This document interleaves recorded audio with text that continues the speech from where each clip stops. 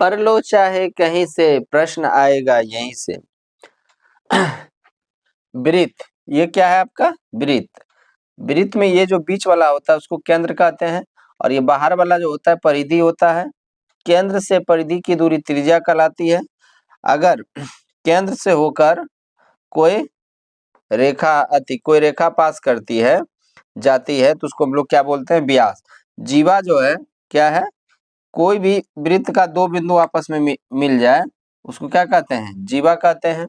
चापकर्ण क्या होता है, वृत्त का जो छोटा सा पार्ट होता है, छोटा सा टुकड़ा, उसको हम लोग क्या कहते हैं, चापकर्ण।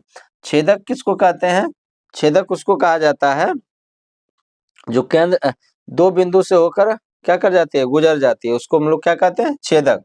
स्पर्श रेखा किसको कहते हैं, स्पर्श रेखा कहते हैं वृत्त को सिर्फ छू कर अगर जाता है तो उसको हम लोग क्या बोलते हैं, स्पर्श रेखा। और जहां पे छुआ उस बिंदु को क्या कहेंगे, स्पर्श बिंदु कहेंगे।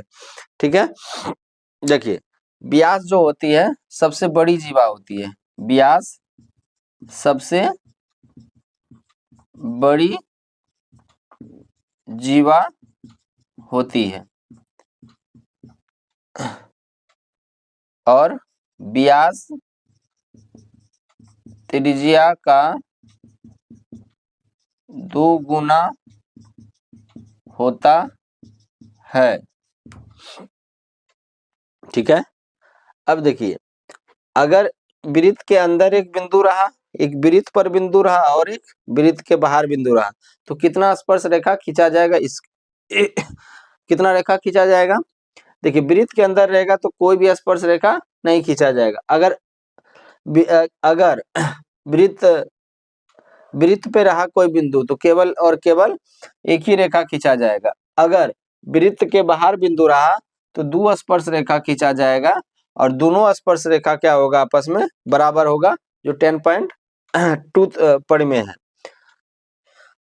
स्पर्श रेखा स्पर्श बिंदु पर अगर हम केंद्र से होकर एक लाइन खींचते हैं तो यहाँ पे कितने डिग्री का एंगल बनेगा, 90 डिग्री का बनेगा।